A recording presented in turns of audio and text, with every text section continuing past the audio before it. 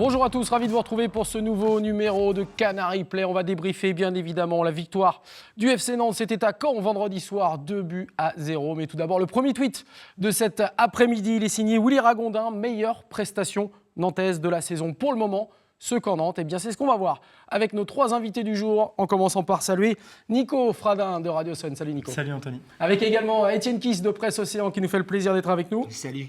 Et puis Jules Iloki, qui est bien l'attaquant du FC Nantes, qui est également pour sa première télé ici sur le plateau de Canary Play. Merci Jules. De rien. Allez, on va, messieurs, revenir sur ce qui s'est passé. D'abord, une première impression sur cette victoire nantaise, la troisième d'affilée. Nico, cette victoire 2-0 à Caen, elle est belle. Elle est belle, je pense que de l'impression générale, c'est le plus beau match, le plus abouti en fait depuis le début de saison. On a vu une équipe solide derrière, entreprenante devant, on a vu en plus des buts, c'était réaliste, donc certainement le plus beau match depuis le début de la saison nantaise. Bon, même motif, même punition. Étienne, c'est pas parce que Jules n'était pas titulaire au départ que ça s'est bien passé. Non, je sais pas. Alors après, est-ce que aussi les petits soucis qu'a eu Michel Azakarian avant jouer derrière, surplus de motivation, mais c'est surtout en termes offensifs, parce que jusqu'ici, d'ailleurs on commençait à s'en plaindre un petit peu dans les médias et tout, que voilà, ça n'arrivait pas jusqu'au bout, même si on voyait les progrès. Et là, on a vu que Nantes était capable de maîtriser un match, et en plus pas face à n'importe qui, parce que quand lui avait très bien réussi son début de saison, il était tout là-haut avec Angers et le PSG, enfin le PSG encore plus là-haut. Mais donc voilà, c'est quelque chose qui est rassurant après le mois de septembre où on commençait à avoir quelques doutes. Bon, quelques doutes. Jules, d'abord vu du banc, puis ensuite sur le terrain. Est-ce que toi aussi tu as cette sensation que c'est un match vraiment abouti ? Ouais, je pense que c'est l'un des meilleurs matchs qu'on a fait cette année en termes de résultats, déjà parce que quand c'était pas une petite équipe, ils étaient invaincus depuis un certain moment et on a réussi à les faire chuter. Et je pense que c'est de bon augure pour le prochain match déjà, parce qu'on va à Bourg et on reçoit Marseille. Mais je pense que c'est l'un des meilleurs matchs qu'on a fait cette année, je pense. Parce que justement, sur ces 90 minutes, il s'est passé vraiment des combinaisons. On a vraiment essayé de jouer vers l'avant. À chaque fois qu'on avait le ballon, on essayait directement de jouer vers l'avant. Et c'était les consignes de Bruno aussi avant le match, de vraiment jouer vers l'avant.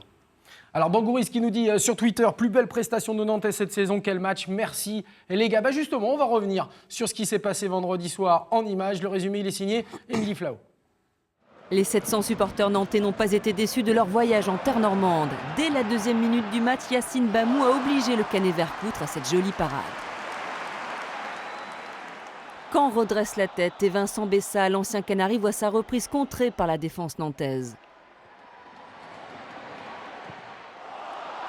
Mais à la 23e minute, c'est bien Nantes qui ouvre le score. Yacine Bamou, encore lui, trompe Vercoutre. Le FC Nantes mène logiquement 1-0 à la pause. En seconde période, Caen réagit. L'ex-nantais Ronny Rodelin dévide la tête pour Andy Delors, dont la reprise est détournée par Rémi Rioux. Quelques minutes plus tard, une autre belle action des Malherbistes, repoussée in extremis par le portier nantais. Mais rien à faire, les Canaries dominent le jeu et signent à la 60e minute leur deuxième but. Adrien Thomasson prend de vitesse les défenseurs normands et reprend un centre de Moimbe.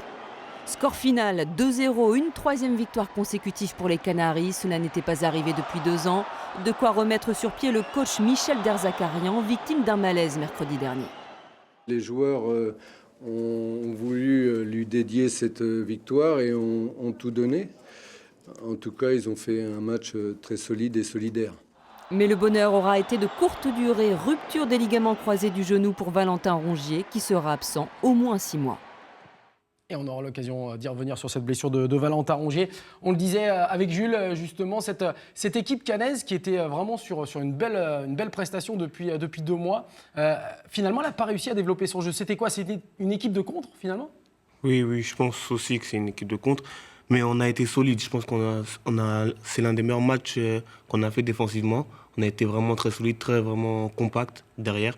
On ne les a pas laissé beaucoup d'espace aussi. Je pense que c'est ça qui a fait qu'ils n'arrivaient pas à vraiment jouer. Étienne, la défense nantaise, justement, Jules, il en parle des défenseurs, mais également des milieux de terrain. Mais cette défense nantaise, elle change au fil des matchs. Il peut y avoir Loïc Sanaos, Valdovis Carondo, Kofi Gigi. Et finalement, ça reste assez solide. Oui, je pense aussi que c'est, quasiment une culture de club aussi, ou du moins une culture de staff depuis que Michel Zakarian est revenu. Là, elle commence quand même un tout petit peu à se consolider, parce qu'au départ, tout le monde n'est pas arrivé au début. Je pense à Lorik Sana. Après, il y a eu aussi des petits pépins pour Wilfried, Sabali, qui arrivait. Là, il y a quelque chose commence à se construire, et on voit l'apport des latéraux. Je pense à Wilfried Mwembe et Youssouf Sabali, effectivement, qui apportent un surplus, je pense, par rapport, même si le haut du bois a fait du très bon travail. Et voilà, derrière, c'est pas toujours grandiose, mais il y a une solidité qui, du coup, rassure l'ensemble du bloc. L'ensemble du bloc. Nico, pareil, cette sensation que depuis la première mi-temps contre Paris, s'est passé quelque chose. Oui, on sent qu'il y a quelque chose qui se passe, même au niveau des recrues. On parlait de Sabali et Moimbe. Même avec Adrien Thomasson, on sent qu'il se passe quelque chose au milieu de terrain. Il est récompensé par son but, mais on sent que les combinaisons qu'il cherchait déjà à faire, quand il est arrivé, on sent que c'est quelqu'un qui a envie de jouer, qui essaye d'apporter des solutions. Là, ça passe, les passes arrivent, et en plus, il marque. Donc vraiment, les recrues, on sent que la mayonnaise, comme on dit, est en train de prendre, et c'est tout bon là pour la suite. Entre les recrues, entre les jeunes, entre les cadres de cette équipe, effectivement, on a vraiment cette sensation que les Canaries commencent à donner le meilleur. Nantidote qui nous dit quel match jouissif, solide, efficace, avec de l'envie, de l'engagement, mais ne pas oublier les arrêts magiques du divin chauve, en l'occurrence Rémi Rioux, qui, bien sûr, ces images, on l'a vu, a réussi aussi à permettre à son équipe de garder sa cage inviolée. Malheureusement, et Émilie Flao nous le disait dans son résumé, il y a eu une mauvaise nouvelle dans ce match, c'est cette blessure, on va la voir, de Valentin Rongier. On joue la 63e minute. Voilà, on va la voir cette image. Et cette blessure donc, de Valentin Rongier suite à un choc genou contre genou face à Ferret, à Julien Ferret. Regardez, ça peut paraître anecdotique au départ, assez anodin. À la fin du match d'ailleurs, Valentin disait j'ai peut-être une entorse du genou, 3 semaines, 1 mois. Et puis, catastrophe, le lendemain, les examens se sont passés. Rupture totale du ligament interne du genou droit. Et entre 4 et 6 mois d'arrêt, inévitablement, pour le milieu de terrain nantais. D'abord, Jules, tu étais dans ce match avec cette équipe nantaise. Comment vous avez appris les joueurs la nouvelle le lendemain ? Moi, je l'ai appris quand je suis parti jouer avec la CFA. Et c'est Kofi qui lui a demandé par message. Il nous a dit qu'il avait les ligaments croisés du genou droit. J'étais triste pour lui parce que c'est quelqu'un que j'apprécie beaucoup. J'étais vraiment triste pour lui et j'espère qu'il se remettra vite. Jamais tu as eu une blessure de ce type-là depuis le touche du bois. Je la tête de Nico Franin peut-être, mais non, pas de blessure sérieuse. Pas de blessure sérieuse encore pour l'instant. C'est un garçon qui est fort, Nico, mentalement. Valentin Rongier, c'est un jeune. Il a l'air, on sent de toute façon par rapport à travers la maturité qu'il exprime sur le terrain, on voit que c'est un garçon qui a vite pris ses marques, qui prend aussi ses responsabilités. Je ne sais pas comment vous le ressentez, mais au milieu, il fait déjà un petit peu patron du milieu de terrain. Et c'est vrai que c'est dommage, on a l'impression qu'il est brisé là en plein élan, mais on sent qu'il a la mentalité pour revenir. Et puis je pense que tout le club va être derrière, les supporters, et il va revenir encore plus fort. Et on le voit, Étienne, sur tous les réseaux sociaux, les messages de soutien, d'encouragement à Valentin Rongier, les messages également de ses partenaires. On pense à Kofi Gigi, on pense à Léo Dubois également, qui ont passé des messages également à son partenaire du milieu de terrain, Birama Touré. Ça a été énorme ce qui s'est passé au niveau du buzz. J'ai l'impression que c'est un drame national pour les supporters du FC Nantes. Alors c'est vrai qu'au départ, sur les images, on a l'impression que c'est qu'une simple entorse, mais quand on regarde bien, on voit quand même qu'il y a quelque chose qui a bougé, qui s'est brisé. Et puis voilà, le souci, c'est qu'il était en plein essor. Il avait vraiment sa place aujourd'hui. C'était un maillon essentiel du dispositif. Il était devenu le leader technique de ce milieu de terrain ? Pour moi, oui. Pour moi, avec Thomasson, c'est celui qui apportait le plus de décalage, de créativité. Et surtout, on sentait qu'il avait une marge de progression énorme. Là, c'est terrible parce que je parlais de 4-6 mois. Je ne suis même pas sûr qu'on le revoie avant la fin de saison parce que si Nantes a fait le boulot et sauvé, il n'y aura pas de risque à prendre pour la suite. Mais ouais, c'est cruel. Après, il sera bien soutenu, on vient de le dire, il est fort, mais c'est dur, quoi. 6 mois, c'est dur quand même sans jouer. Eh bien, on va l'avoir justement, Valentin Rongier, en direct dans Canary Play. Valentin, est-ce que tu nous entends ? Oui, je vous entends très bien. Salut Valentin, merci en tout cas d'avoir répondu présent pour cette interview en direct. On sait que ça a été compliqué. Est-ce que, après ces 48 heures, là, tu arrives un petit peu à sortir la tête de l'eau ? Ouais, de toute façon, j'ai pas plongé. Je me suis directement dit dans ma tête que c'était quelque chose qui était fait. Fallait que je l'accepte, parce que je pense que le plus dur, c'est de l'accepter pour directement me concentrer sur ce que je vais devoir faire pendant 6 mois, c'est-à-dire être sérieux, essayer de pas trop faire d'excès et puis être très appliqué dans la récupération et dans la rééducation. Alors, on l'a dit, répété, il y a eu un soutien énorme tout ce week-end. Rapidement, on a le sentiment que c'est un peu Cristiano Ronaldo du Real Madrid qui s'est pété les croisés. Hein. Non, je pense pas que c'est Cristiano Ronaldo, mais c'est surtout que les supporters du FC Nantes, c'est une famille, ils sont solidaires, et je pense que ça aurait été la même chose avec n'importe quel joueur. Après, peut-être qu'il y a eu un peu plus de soutien, étant donné que je suis au club depuis que j'ai 5 ans et que certains supporters s'identifient à moi parce que j'allais au stade quand j'étais petit et que voilà, je suis originaire de Nantes. Mais je pense que c'est surtout parce que les supporters ont toujours été solidaires et voilà, ils avaient à cœur de m'apporter leur soutien. Bon, en tout cas, on t'a vu avec les béquilles donner le coup d'envoi du match de Coupe de France. C'était ce week-end du côté d'Orvaux. Raconte-nous un petit peu là comment ça va se passer. Tu te fais opérer dès jeudi? Oui, je me fais opérer jeudi par le docteur Huguet à Nantes. Et en fait, il faut que je parte en rééducation. Alors, je ne sais pas si je pars vendredi ou lundi, mais je vais aller dans le sud, à Cap-Breton, pour me faire rééduquer. Donc ce sera bien à Cap-Breton la rééducation? Oui, ce sera à Cap-Breton.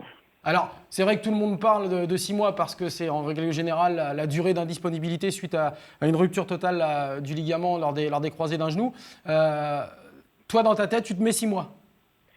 Oui, je me mets 6 mois parce que voilà, je préfère être agréablement surpris plutôt que me dire allez, dans 4 mois t'es sur les terrains et forcer le destin. Surtout que avec cette blessure, il faut être très prudent.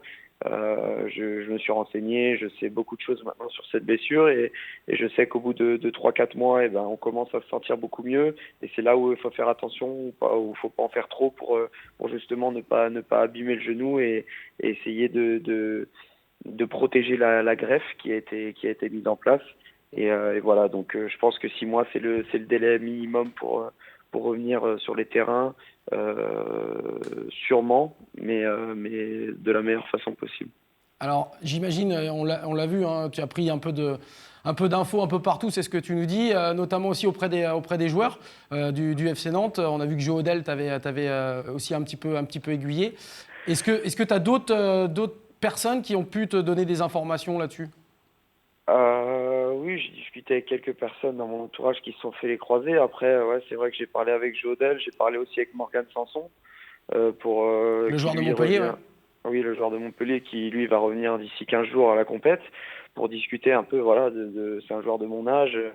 Alors lui, il était en pleine bourre quand ça lui est arrivé. Et voilà, je voulais savoir comment il avait réagi, comment ça s'était passé, où est-ce qu'il avait fait sa réduc. Et on a bien parlé. Ça m'a permis de discuter avec quelqu'un qui savait ce que je ressentais et puis d'en savoir un peu plus. Donc on rappelle, jeudi opération avec le professeur Huguet du côté de Nantes et puis donc dimanche ou lundi départ pour Cap-Breton. Voilà, c'est ça. Bon, Non, vendredi ou lundi, en fait, ça dépend s'ils peuvent me prendre dès le lendemain de l'opération, je m'en vais à partir de vendredi, et s'ils veulent me prendre que lundi, j'attendrai la fin du week-end pour partir. Un petit tweet en direct pour toi, Valentin, mais il y en a tellement que je ne peux pas tous les citer. Enzo Drapeau, faudrait faire un énorme hommage à Rongier dimanche soir avec une banderole, par exemple, lors du match Nantes Olympique de Marseille. On imagine que tu vas suivre et que tu auras des nouvelles tout au long de ta rééducation au niveau du club. Ça va être dans ta tête, ça. Bien sûr. Moi, je veux pas lâcher mes potes. C'est pas parce que je suis blessé que je les oublie. Je suis de tout cœur avec eux et même encore plus maintenant que je suis blessé parce que je peux rien faire sur le terrain. Et à chaque fois que je pourrais me rendre à la Beaujoire ou à la Genelière, passer les voir et les soutenir, je le ferai. Si dimanche, même si je me fais opérer vendredi, si j'ai l'autorisation d'aller au stade, j'irai avec plaisir. Bon, un petit mot à Jules qui est sur le plateau justement. Est-ce que tu l'as engueulé pour son tir manqué à la dernière minute? T'as pas pu le faire puisque tu étais blessé vendredi soir. Après, tu l'as engueulé, j'espère. Non, moi je l'ai pas engueulé parce qu'il m'a permis de rigoler sur la roulade de Bruno. Donc voilà, et puis je sais qu'il est fort mentalement. C'est pas parce qu'il rate un truc comme ça qu'il est déstabilisé. Il est en train de montrer à tout le monde que tout le travail qu'il a fait depuis qu'il est au centre, ça commence à payer. Il va continuer et puis je suis sûr qu'il va s'imposer. Bon, en tout cas, un grand merci Valentin Rongier d'avoir été avec nous. On te souhaite plein de bonnes choses, du courage, de la patience, surtout parce que pour avoir suivi également d'autres joueurs de football dans cette phase-là, il en faut de la patience, il faut du courage. Donc on te dit plein de bonnes choses pour la suite et on suivra bien évidemment ta rééducation. Merci Valentin. Merci, c'est gentil. Bonne fin de journée à tous. Ouais, merci, bye bye. Avec Toto Gaulle qui nous dit bonjour Cap-Breton-Land, merci d'accueillir Maestro Pepito 44 dans les meilleures conditions pour sa rééducation. Je pense même que certains supporters feront le déplacement jusqu'à Cap-Breton pour aller voir Valentin. On rigole, mais je pense qu'on n'en est pas loin. On n'en est pas loin, effectivement. Allez, on fait un petit tour maintenant sur le classement de la Ligue 1 parce que cette victoire 2-0 face à Caen, elle a permis au FC Nantes de tout simplement réintégrer, regardez, la première partie de tableau de la Ligue 1 avec 16 points et un match en retard à disputer face à Nice. Ce sera le 4 novembre prochain. Alors maintenant, on va s'intéresser à notre invité du jour, ici même, Jules Iloki. On l'a dit, c'était 2 petites apparitions l'an passé avec le groupe pro. Je crois qu'il y a 28 minutes de temps de jeu l'année dernière. Ouais, à peu près. C'est à peu près ça. À peu près. Et puis cette année, apparition à Saint-Etienne. Ça a été tes premières minutes avec le groupe pro lors de la défaite 2-0 face à Saint-Etienne. Et puis tout s'emballe. Regardez les images. La face au Paris Saint-Germain avec ce premier déboulé qu'on va voir de Jules Iloki qui aurait pu inscrire sur cette phase-là son premier but avec le FC Nantes en professionnel. La frappe un peu trop croisée. Et puis le premier but en pro en Ligue 1, il va arriver là, sur ce déplacement à Lille. Il est parfaitement à l'affût, Jules Iloki, pour donner la victoire au FC Nantes. 3 points avec ce but. C'était en déplacement du côté du LOSC. Il va y avoir cette première mi-temps face à Nice avec ce deuxième but dans la foulée de Jules Iloki qui malheureusement ne va pas être comptabilisé puisque, on le sait, le match sera rejoué. Il y a de l'enchaînement. Alors, il y avait Mathieu Bidot qui était sur ce plateau il y a une quinzaine de jours à la place d'Étienne Kiss et qui nous disait, parce qu'il te connaît bien, ce qu'il a manqué à Jules depuis quelques saisons pour s'imposer, c'est une certaine régularité. Est-ce que toi, tu es d'accord ou est-ce que finalement, tu n'as pas eu ta chance? Je suis un peu d'accord avec lui parce que je pense que quand j'étais dans l'équipe réserve, par exemple, je pouvais faire 2 matchs où j'étais très bon, après un match où j'étais moins bien, ou après, ainsi de suite. Donc je pense qu'il a un peu raison et que j'ai dû bosser sur ça pour montrer que je pouvais être constant pendant une année. Et c'est ce que j'ai un peu montré l'année dernière quand j'étais un peu en réserve avec la CFA. Alors, Chevrel Junior qui nous dit, on en parlait justement du fils de Didier Chevrel. Jules, il paraît que tu t'es fait flasher par un radar alors que tu voulais juste choper le bus. C'est une bonne info. C'est faux. C'est faux. Nico, Jules Iloki, c'est pas pour les Nantais, on va dire, une énorme révélation. On connaît ses qualités de percussion, pour ceux qui le voyaient jouer notamment en réserve. Voilà, il ne sort pas de n'importe où non plus. Voilà, c'est quand on suit le FC Nantes régulièrement qu'on va voir un peu la réserve jouer. On connaissait Jules, on connaissait ses qualités. Certains s'étonnaient même de ne pas le voir par rapport à la profondeur qui manquait au début de saison. On voyait que Johan Odell apportait cette profondeur, mais on aurait aimé que quelqu'un l'apporte aussi, pourquoi pas côté droit. Et c'est vrai que ça n'a pas été vraiment une surprise en fait, de la part des supporters et des observateurs. Willy Ragona qui nous dit, Jules, quel est ton poste de prédilection? Ailier droit dans un 4-3-3, milieu offensif ou attaquant de soutien dans un 4-4-2? Déjà, je préfère préciser que je ne suis pas attaquant. Ah, donc voilà. J'ai jamais joué attaquant à part quand je suis arrivé au FC Nantes à 14 ans. Mais mon vrai poste de prédilection, je pense que c'est milieu droit. Milieu droit. Ou peut-être milieu gauche aussi. Tu peux jouer aussi je sur peux jouer à gauche aussi. les rentrées. Mais je peux jouer devant, mais bon, c'est pas mon poste. C'est pas le poste. Donc c'est vraiment dans ce système-là. Étienne, puisque justement on parle de système, tout le monde a dit, mais oui, le nouveau système mis en place par Michel Derzakarian, il va comme un gant à Jules Iloki. Ah bah oui, puis il est obligé justement à avoir des joueurs de couloir assez performants et une belle association aussi avec les latéraux. Et là, bah voilà, on en parlait, les qualités de percussion, de vitesse, il n'y en avait pas vraiment. Et puis en plus, dans l'effectif, Jules était quasiment le seul à son poste dans ce schéma-là, en 4-2-3 ou en 4-4-2, ça dépend comment... la possession de la balle. Et ça lui va comme un gant. Je vois pas aujourd'hui qui peut vraiment lui contester cette place pour les matchs à venir, parce que de toute façon en plus il va aller en progressant, et c'est typiquement ce qu'il faut pour un joueur de couloir. Après, il faudra avoir aussi l'association qui va se créer, soit avec Sabali, soit avec Dubois, soit avec Moembe, tout dépend du poste. À gauche, à droite. Ouais, c'est ça. Bon, a priori pour l'instant à droite, et inévitablement. Alors c'est vrai, Étienne disait, tu étais parfait dans ce rôle-là, et puis en plus, il n'y avait pas une grosse concurrence, parce qu'on le sait, les joueurs de percussion à Nantes sont pas légion, notamment au niveau du groupe pro. Encore fallait-il que tu marques quand même, parce que c'est bien beau de jouer, mais... Il fallait montrer au coach que je savais faire. Après, il m'a donné ma chance contre Paris. J'ai essayé de montrer qu'il pouvait me faire confiance en lui montrant que ma bonne première mi-temps. Mais c'était flippant de démarrer contre Paris comme ça, une première à la Beaujoire ou C'était un peu... Non, je dirais pas flippant, mais il y avait quand même un peu de stress. Parce que c'était quand même mon premier match. C'était pas contre n'importe qui. Contre Paris, c'était un peu compliqué.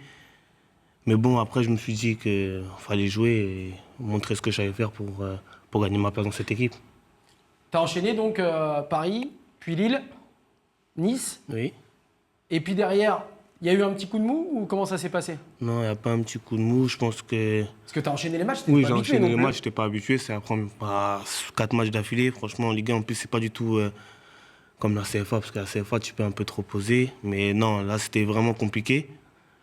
Avec ça va vite en Ligue 1, ça va très vite. Et je pense que j'étais un peu fatigué contre le match de 3.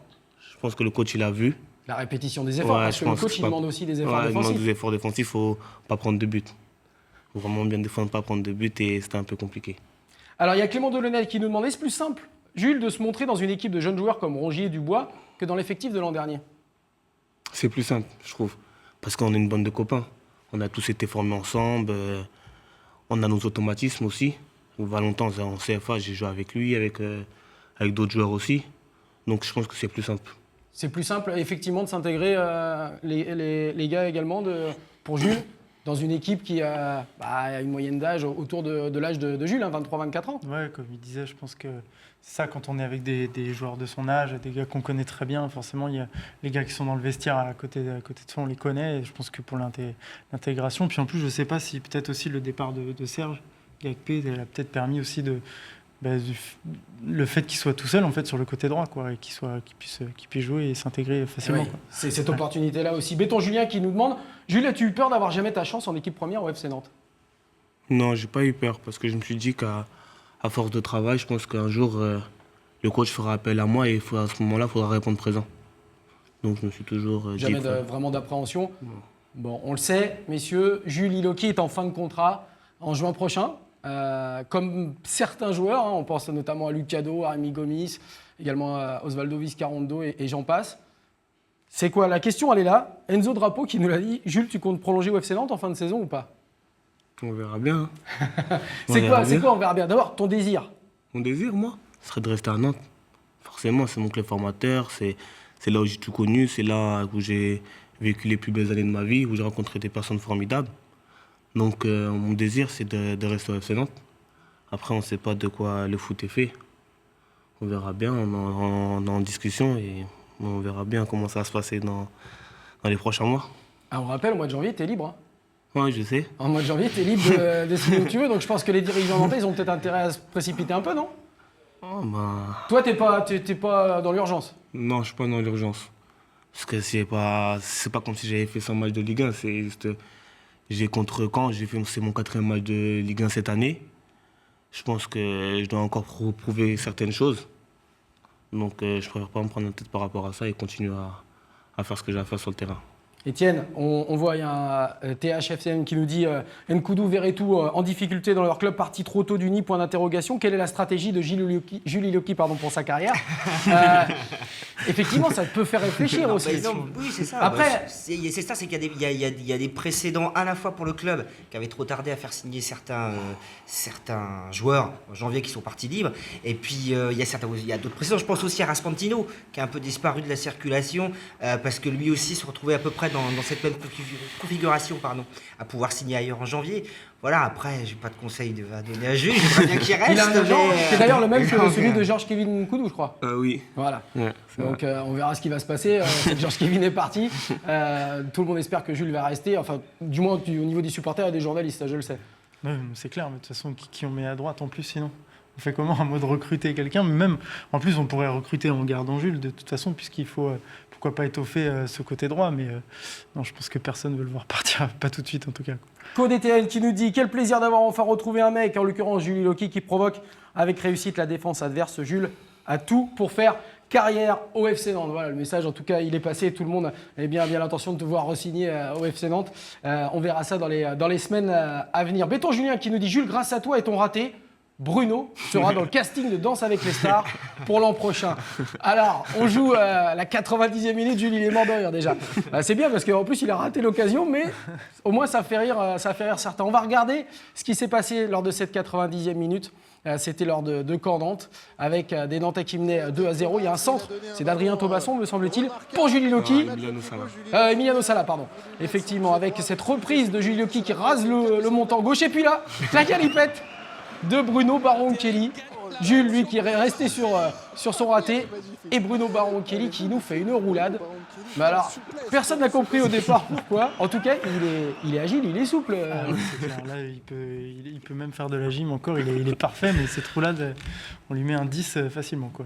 Il y a Henri-Michel Miquin qui nous dit merci Jules de louper le cadre pour une splendide galipette de Baron-Kelly. Toi, évidemment, sur le moment, tu la vois pas. Après, Non, je la vois pas. les gars, vous en parlez entre vous de ce qui s'est passé parce qu'il y en a qui l'ont vu. Ouais, il y en a, ils l'ont vu. On en rigole encore. Il y en a, ils charrient encore dans le vestiaire. Mais bon, je sais pas pourquoi il a fait ça. Mais moi, je pense que c'est un peu de ma faute. Si je l'aurais mis au fond, je pense qu'il n'aurait pas fait cette galipette. Donc voilà. Bon, Étienne, c'est assez surprenant. On a ouais, rarement vu, on voit beaucoup les entraîneurs taper des pieds dans la bouteille plutôt que de faire ce genre de choses. Hein. On Non, voit c'est l'image surtout- d'ailleurs. C'est surtout que c'est imprévisible, quoi. Parce que là, on ne sait pas ce qu'il veut faire. Est-ce que c'est une galipette arrière, une prise de judo, une figure Ah, il y a de du Teddy gym, Riner. Il y a du Teddy Riner. Ouais, il y a un peu de mélange des trois. Mais oui, non, c'est assez rare. Mais c'est vrai qu'il lâche, là. Je pense Parce qu'il y a une que là, pour célébration essayer de de le but à répéter, faire. Oui. Il y a une vraie célébration de but à faire. Jules, si tu marques. Ça peut être une dédicace. Effectivement, Jules, ça peut être une Faut dédicace pour le Nantes-Marseille de dimanche. Ça peut être parfait. Justement, vous parlez des matchs à venir. Belle transition. Regardez ce qui attend le FC Nantes dans les jours et dans les semaines qui viennent. D'abord, il y a un match demain soir. Bourg-en-Bresse, FC Nantes, 21h en direct sur France 3 Pays de la Loire. Vous pourrez le suivre, tout ce match sur notre antenne. Et puis, dès dimanche, Nantes-Marseille, 21h, 30 000 supporters. Pour l'instant, c'est peu. Hein. On espère qu'il y en aura encore un peu plus.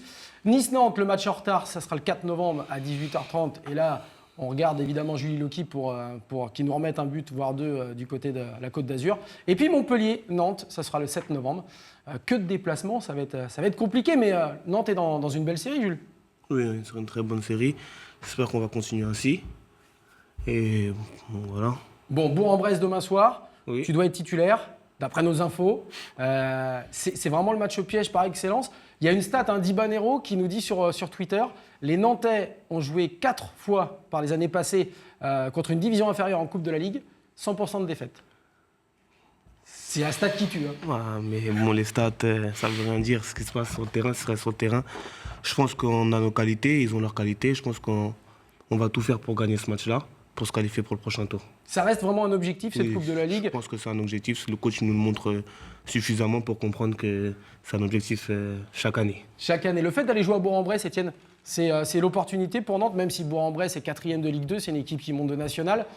Il y a vraiment l'opportunité d'aller jouer un gros match, peut-être en 8e. Ouais. Puis après, c'est à double tranchant. C'est-à-dire, est-ce que ça va permettre de continuer la belle série en cours ou est-ce qu'au contraire, ça peut signifier une coupure parce qu'il y a peut-être un relâchement inconscient aussi qui peut s'opérer chez les joueurs.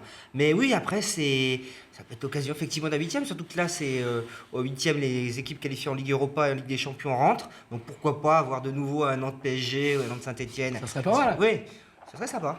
Nico, le FC Nantes tourne. Michel Derzakarian fait tourner son effectif aussi. On va voir, il y a 7-8 joueurs qui vont changer par rapport au match à Caen notamment. Au final, Et puis finalement, il y a vraiment des postes doublés. Hein. c'est là où on voit la progression aussi du club. Cette année, je pense qu'on n'avait pas vu ça dans les saisons précédentes, quoi. Là, on voit une équipe à peu près selon les informations qui demain va être très solide en fait et sera favorite forcément face à Bourg-en-Bresse. Mais ouais, on voit une vraie évolution dans l'effectif et demain l'effectif. Et demain on a une équipe hyper compétitive sur le terrain, quoi. Hyper compétitif sur le terrain. Et bien voilà, c'est sur ces mots qu'on va terminer cette émission. On espère que Nico Fradin, qui va donner son score d'ailleurs pour demain soir, un petit pronostic. Je perds toujours au loto-foot. C'est pas grave, justement. 3-0, allez, pour Nantes. 3-0 pour Nantes, Jules. Un mois. Ouais. Bon, Tu peux parier, là, il n'y a pas d'argent, c'est bon. On part sur 3-0. 3-0. Étienne. N'importe Nantes et pas de prolongation parce que je pense savoir. Match à 21h. 1-0, ça très bien. Bon, Voilà. merci donc à Étienne Kiss qui n'a pas fait le coupé décalé sur le plateau de Canary Play, mais il reviendra pour la prochaine fois. Vous ne vous inquiétez pas, bien évidemment. Merci à Nico Fradin également d'avoir été présent. Merci Jules Iloki d'avoir été ici sur ce plateau de Canary Play pour votre première. Eh bien, ça a été une belle émission, vraiment très sympa. On a une petite pensée également pour Maxence Regnault, notre confrère de France 3 Pays de la Loire, supporter de Caen, qui nous a chambré toute la semaine dernière. Eh bien voilà, le résultat il est là, 2-0 pour le FC Nantes. Merci à toutes les équipes techniques autour de Mathieu Vols qui ont officié aujourd'hui pour ce Canary Play. On se retrouve mardi prochain pour un nouveau numéro. N'oubliez pas demain, Bourg-en-Bresse, Nantes, France 3 Pays de la Loire, dimanche à la Beaujoire, 21h. Nantes, Marseille. Excellente semaine à toutes et à tous et à mardi. Bye bye.